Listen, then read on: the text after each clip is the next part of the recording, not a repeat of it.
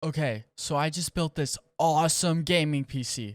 But wait, I have everything I need, but how much memory do I need? Do I need 4 by 32. Got it. Got it. Perfect. Perfect. What's the most expensive? This is the one I've got to use. Oh, $1,000 Trident Z's. Awesome. Okay. Yep. Yep. Build's perfect. Honestly, I don't know what else I need to do. Dude. That's not true. Just get yourself some 16 gigabytes of RAM. That's all you need. Trust me. Let's look at the results.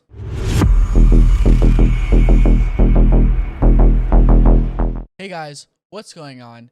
It's Chamber here, and today we will be figuring out how much RAM do you really need in 2022. Now, when I'm testing this will be using Samsung BDI. This is the best DDR4 platform that you can have on RAM. I will link some kits down below for you guys, but how much do you really need? Now, when we're testing this, we're not just testing the actual amount, we're testing different ranks. So on Samsung BDI, 16 gigabytes is what's known as single rank. There's only one side of RAM. For example, these Patriot Viper sticks right here have RAM on just one side. Now, I also have G-Skill 6, so these are only 8 gigabytes per stick. Now, I also have G-Skill and any other kit that is Samsung BDI that's 16 gigabyte per module. That is known as dual rank. So what that is for example, let's say you have a 2x16 kit, so 32 gigabytes. That is dual rank. Same thing would be if you actually had 4x8 of BDI. That combines to single rank because of just how dual channel works. Now, I did also test quad rank. So quad rank would actually be 4 sticks of dual rank BDI. Now, I have 2 different sticks of XMP. I have 2 different kits of dual rank BDI. So these kits are my 4266 C17 G-Skill kit, my 3200 C14 G-Skill kit. I put them together, got 64 gigs of quad rank. So that's what I decided to test with. So we're going to be actually going over what my test speeds were. Now I use the exact same timings on all these systems. So 16, 16, 16 on the primaries, all sub timings are set to the same. The only thing that is different is the frequency. The reason I didn't use the same frequency is because I want to make sure that it is giving the best perspective and making sure that all of them are equal. So the single rank and dual rank are both running the same speeds at 4000 CL16. This is my IMC limit. Quad rank though was unable to even post at 4000. The only thing I could get stable on quad rank was 3600 megahertz. That was my max. I'm editing the video right now, and I think I should say this. Everything is gear 1. There's no gear 2 involved. That's why if you're like, oh, are you sure these are equal? Literally the only thing changed is the frequency. So now we're going to actually get into the testing in my results and just see which one do you really need. And maybe if you're just gaming, should you save some money? Or is it worth to buy more RAM? Now let's actually go over the games that we used for testing. So I used Call of Duty Modern Warfare, Fortnite, Shadow of the Tomb Raider, and CSGO. Now, before we actually go into any of the games, I want to actually talk about the IDA64 benchmark. Now, this is what I used to just kind of give like an explanation on everything. So, yes, as you can see, let's actually scroll. Let's zoom in a little bit.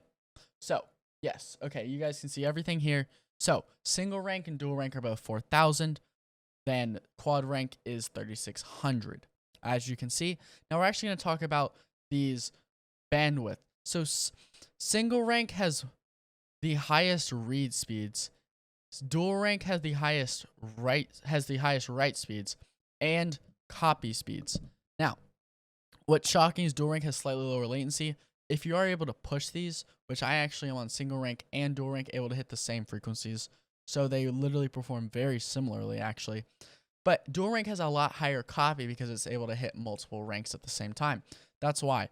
Quad rank has significantly lower bandwidth because of the lower frequency at the same timings. If you tune these timings down, maybe you could get the bandwidth actually a lot higher, but you're still going to be losing out, especially just because there's more RAM, higher latency. As you can see, 47, these two are very similar. So now we're actually going to talk first about Shadow the benchmark. Literally, just kind of is there. So single rank 323, quad rank 308, dual rank 335. quad rank was so low, I literally reinstalled Windows because like there's no way it's this bad. It is this bad.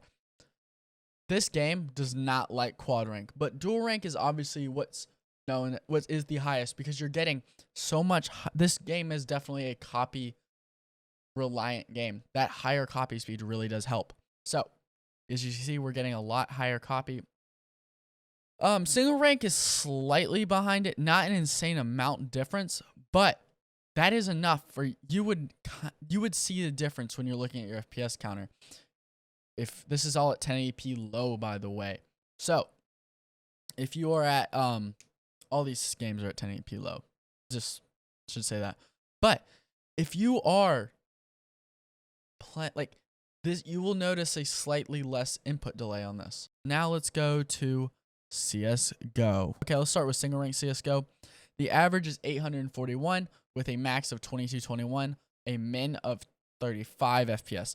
The minimums are very similar on all of these, so I'm not actually going to worry about those. CS:GO 839, you're losing 2 FPS, but you're also getting slightly higher, like 5 more FPS than the minimum, doesn't matter. But then you're also getting slightly higher maximums at 2200 FPS, it doesn't matter. Which brings us to quad rank CS:GO, and wow, it's the same thing. It's almost like this game doesn't matter. It just wants high speeds. This proves that this game does fit in the CPU's cache. This is kind of the reason why that 5800X 3D performs so well. Games that fit in the cache are a lot higher. RAM doesn't matter. That's why you don't have to really... You do need to tune RAM on that CPU, but it's not as important. But I used CapFrameX for all these testing. Now let's just go straight into these games here. So we're going to start with Fortnite because, you know, this is like the latency benchmark, I feel like, for a lot of people. And let's load up quad rank. As you can see, single rank handily beats it by about 7 to 10% on them. That's actually very high. Now, dual rank does lose by a heavy amount, by about 10%. Literally, you're getting 10% by having less FPS in this game. I have no idea why this game loves it. Maybe it loves that write bandwidth, but it's also not that insanely high. So this could just be it likes lower latency, just being able to pull as much out of it at a time. That could be it.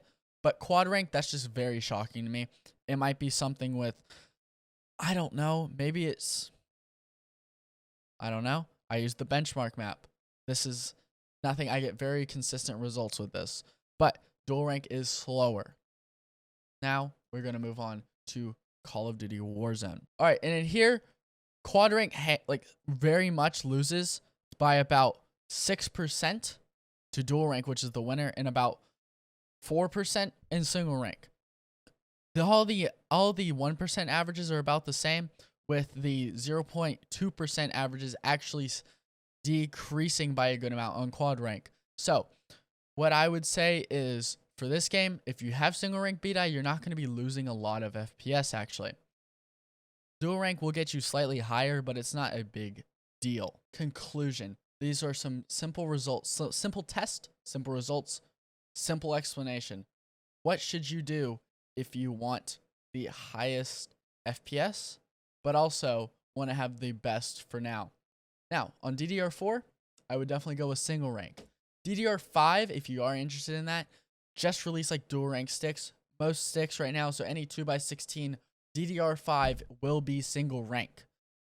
I would definitely recommend though single rank for most people. I will leave a good kit of single rank BDI down below. It'll probably be a Patriot Vipers, the CL16s, 4000s. I'll also leave a cheap dual rank option for you guys. If you want quad rank, so 64 gigabytes, just buy that kit twice. There's also this thing called like triple rank, which is 2x16 and 2x8. Don't try that. That's literally a waste of time and can cause more issues. Even if you have an insane PC, single rank is probably all you need. If you're benchmarking certain games, obviously dual rank. What's in my rig right now is dual rank. I'll say that. Maybe I'll switch back to the single rank eventually and just be like, hey, because these don't get as hot, and you get similar results. So why not? If you're just gaming, all you need is 16 gigabytes confirmed. If you're streaming, maybe or you're actually doing real work and gaming as a secondary, you're going to need more RAM. You're not going to actually lose that much FPS, especially if you only need 32 gigabytes. But this is something very good to know, especially as games start to use more RAM. Is it really worth getting more, or are you fine on single rank? If you did enjoy this video, hit the like button down below, subscribe if you guys are new, hit the like button, do all that stuff so that I get into the YouTube algorithm. YouTube starts to love me again. Follow me on Twitch. I'm starting to stream more. I'm trying to stream every Monday, Thursday, and Saturdays for you guys.